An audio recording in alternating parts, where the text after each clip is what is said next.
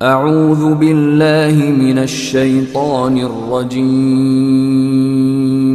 بسم الله الرحمن الرحيم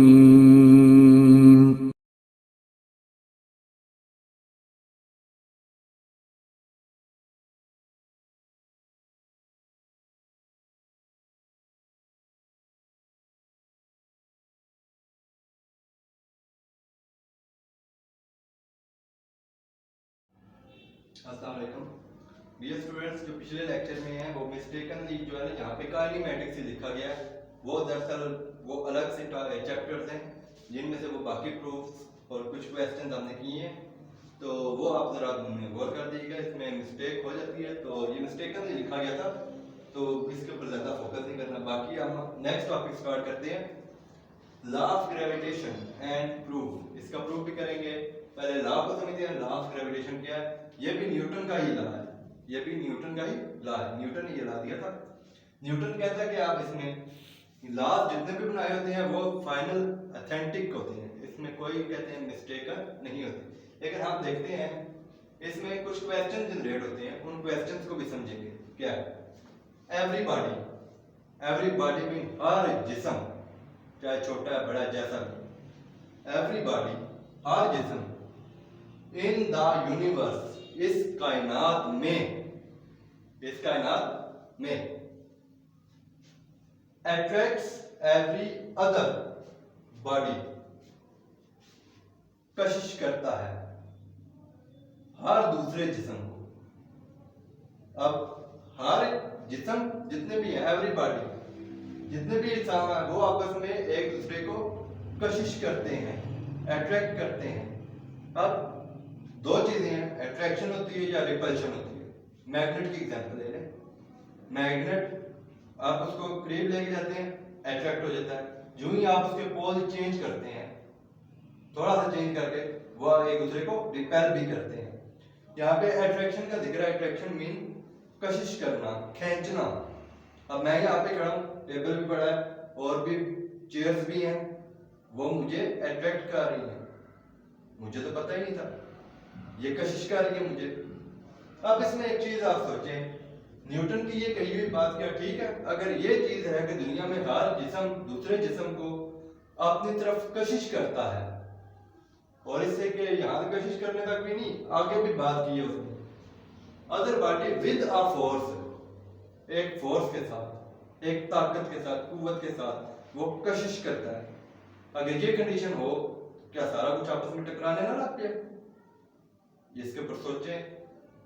इसका भी जवाब मैं लास्ट में दूंगा, लेकिन ये चीज सोचें कि क्या ये लॉ यहां तक जो उसने लिखी है, एक बात लिख दी है, क्या ये ठीक है? बिल्कुल ठीक है, लेकिन इसमें लॉजिक है, हमने लॉजिक को समझना। अब हर चीज एक दूसरे को कोशिश करना शुरू कर दे, अट्रैक्ट करना शुरू कर, वो तो टकरा जाए आपस में। हमें ये चेयर है, ये टेबल है, ये आपस में एक दूसरे को अट्रैक्ट कर रहे हैं एक फोर्स के साथ, लेकिन टकराते नहीं है। क्यों? हर दुनिया में हर चीज दूसरी चीज आपस में अट्रैक्ट होती है, लेकिन टकराती नहीं है ना। और ना टकराना तो चलो बात की बात, लेकिन कशिश भी नहीं है। ये चीजें सारी हमने समझनी है, समझनी है। लेकिन इसके बाद मैं इसी क्वेश्चन का आपको लास्ट पे आंसर भी दूंगा। इसका ये नहीं मैं आंसर नहीं दूंगा। अब हम यहां तक तो आ गए फोर्स। अब उस फोर्स के बारे में क्या कहता है? Which is directly proportional. ये जो फोर्स है ये डायरेक्टली प्रोपोर्शनल है किसके? To the product of their masses. दो इंसान की बात हो रही है, ज्यादा की भी है, हम दो की लेते हैं, एक M1 कह देते हैं, एक को M2 कह देते हैं। दो मैग्नेट कर रहे हैं, एक M1 एक M2, ठीक है। इनके दरमियान एक फोर्स ऑफ अट्रैक्शन है, ठीक है। वो क्या है? डायरेक्टली प्रोपोर्शनल है इनके मैसेज के। मैस जितने बड़े होंगे, अब एक मैग्नेट में इतना बड़ा मैग्नेट ले जाऊं, इधर भी बड़ा मैग्नेट, वो तो आपस में जोर से अट्रैक्ट होंगे, फोर्स उनमें ज्यादा आ जाएगी, क्योंकि मैस से ज्यादा, मैस ज्यादा फोर्स ज्यादा। डायरेक्टली प्रोपोर्शनल का कांसेप्ट क्लियर है ना? एक चीज बढ़ती है दूसरी भी बढ़ती है, एक चीज कम होती है दूसरी भी कम होती है। वो फिर जितना मैस ज्यादा होगा उतनी अट्रैक्शन जोर से होगी, वो आपस में जोर से टकराएंगे और कशिश की फोर्स उनके अंदर ज्यादा होगी, फोर्स ऑफ अट्रैक्शन ज्यादा होगी। अगर छोटे छोटे मैग्नेट नहीं है, उनके अंदर फोर्स ऑफ अट्रैक्शन इतनी नहीं होगी। मास कम, फोर्स कम, मास ज्यादा, फोर्स ज्यादा, ये डायरेक्टली प्रोपोर्शनल है। यहां तक क्लियर हो गया, यहां साथ प्रूफ भी करते जाते हैं। F directly proportional, M1 M2, ये चीज M1 एक ऑब्जेक्ट, मैं यहाँ पे एक मैग्नेट बना देता हूँ, ये एक मैग्नेट है, एक ये मैग्नेट है, इसका M1 ये M2, इनके दरमियान फोर्स ऑफ अट्रैक्शन है, ये इन दोनों के सेंटर भी है फोर्स ऑफ अट्रैक्शन। और क्या कह रहे हैं यहाँ पे, प्रोडक्ट का लफ्ज इस्तेमाल है, product of their masses directly proportional है। फोर्स डायरेक्टली प्रोपोर्शनल किसकी है, product of their masses, product mean multiply M1 M2 and inversely proportional to the square of the distance, distance का जो स्क्वायर है उसके इनवर्सली प्रोपोर्शनल है। क्या, inversely proportional. अब इनवर्सली प्रोपोर्शनल क्या है, एक वैल्यू ज्यादा है एक कम, एक इंक्रीज एक डिक्रीज, अगर ये डिक्रीज हो ये इंक्रीज हो जाएगी, दो चीजों की बात हो रही है। अब यहाँ पे इनवर्सली प्रोपोर्शनल है, इसकी भी एग्जांपल मैं आपको देता हूँ। क्या, square of distance, distance double करने पर। अब कैसे, अगर एक मैग्नेट ये था, एक मैग्नेट ये है, एक मैग्नेट मैं वो तकरीबन 100 किलोमीटर दूर आता था, एक मैग्नेट को इधर क्या अट्रैक्शन होगी, फोर्स ऑफ अट्रैक्शन ना होने के बराबर बिल्कुल जीरो हो जाएगी। और इसी तरह अगर मैं उनको करीब ले आता हूँ, फोर्स ऑफ अट्रैक्शन ज्यादा, डिस्टेंस कम, फोर्स ज्यादा, डिस्टेंस कम, कम हो गया, फोर्स ऑफ अट्रैक्शन ज्यादा, टकरा जाएंगे।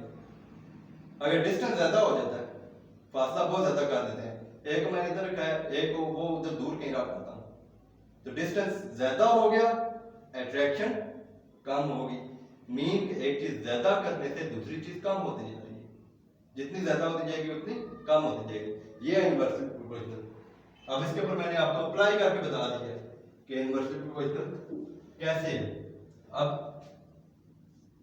फोर्स इनवर्सली प्रोपोर्शनल है स्क्वायर ऑफ डिस्टेंस, डिस्टेंस का स्क्वायर, इसके इनवर्सली प्रोपोर्शनल है।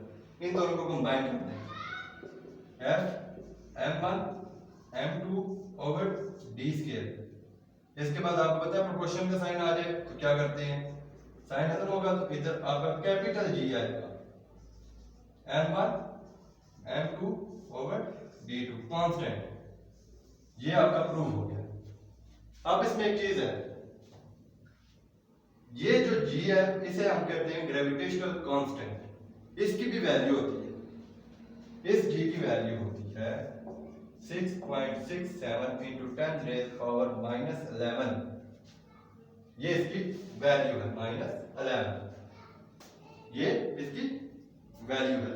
और इसमें इसका यूनिट भी देते हैं, न्यूटन मीटर स्क्वायर पर किलोग्राम स्क्वायर, ठीक है। ये इसका क्या, ग्रेविटेशनल कांस्टेंट। अब इसमें वही चीज है, डिस्टेंस यहाँ पे मैं d स्क्वायर लिख देता हूं, डिस्टेंस, ये इसका सेंटर, ये इसका सेंटर, बिटवीन देयर सेंटर्स, इनके सेंटर के दरमियान, ये आपका सारा प्रूफ है।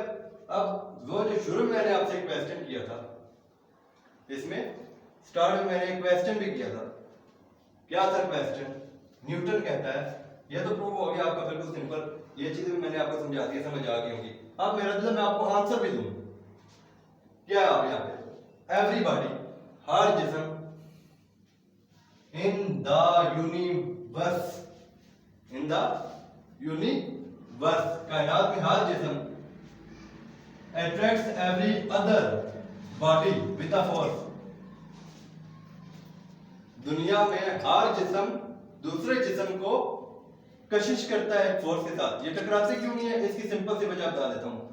जो जमीन की जो ग्रेविटी है वो क्या है, 10 मीटर पर सेकंड, जो स्मॉल जी है वो क्या है, 10 मीटर पर सेकंड स्क्वायर। जमीन की ग्रेविटी ज्यादा है, कशिश ज्यादा है, जमीन ज्यादा फोर्स के साथ अपनी तरफ खींचती है।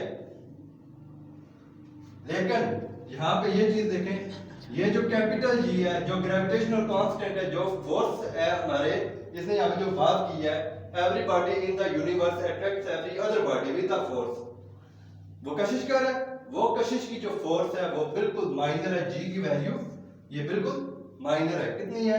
6.67 इंटू 10⁻⁻11। इसकी पावर नेगेटिव है। ये तो इसके मुकाबले में तो बिल्कुल इंतहाई कम। यही वजह है कि इज्साम आपस में टकराते नहीं। जो इज्साम आपस में नहीं टकराते, इनके दरमियान जो फोर्स है वो बिल्कुल माइनर है, बिल्कुल कम है जमीन की ग्रेविटी के लिहाज से। इस वजह से ये बहुत माइनर है, जी की वैल्यू माइनर, और इस वजह से ये सारे इज्साम आपस में अट्रैक्शन मौजूद है। न्यूटन ने बिल्कुल ठीक बोला, अट्रैक्शन मौजूद है, लेकिन वो जमीन की जो ग्रेविटी है ना वो 10 मीटर पर सेकंड स्क्वायर, जिसकी वजह से बहुत ज्यादा वो जमीन हमें अपनी तरफ कहीं ज्यादा फोर्स से कर रही है, नीचे की डाउनवर्ड जमीन अट्रैक्ट कर रही है। लेकिन ये जो इज्साम है इनके दरमियान जो फोर्स ऑफ अट्रैक्शन है वो कम है। इस वजह से वो इज्साम आपस में नहीं टकराते, वो जमीन के साथ बिल्कुल इस तरह जुड़े हुए हैं। वो जो इधर उधर की अट्रैक्शन है वो कम है, इस वजह से ये आपस में नहीं टकराते। न्यूटन ने बिल्कुल ठीक बोला है। मैंने आपको इसका आंसर देना था, ये मैंने आपको आंसर दे दिया, क्योंकि ग्रेविटी जो जमीन की ग्रेविटी है वो ज्यादा है, ग्रेविटेशनल जी।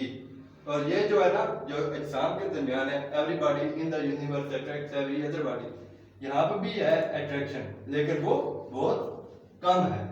ये इसका आंसर बनता था। तो ये ऐसी चीजें आप जो है ना सोचा करें, जितनी सोचेंगे फिजिक्स में या साइंस मैथ, जो भी सब्जेक्ट आप पढ़ते हैं, मैथ है, ये सारे जितने भी सब्जेक्ट हैं, आप इनको सोचें दिमाग के साथ। ऐसा क्यों है? जितना आप सोचेंगे समझेंगे उतने आपको समझ आएगी इन सब चीजों की।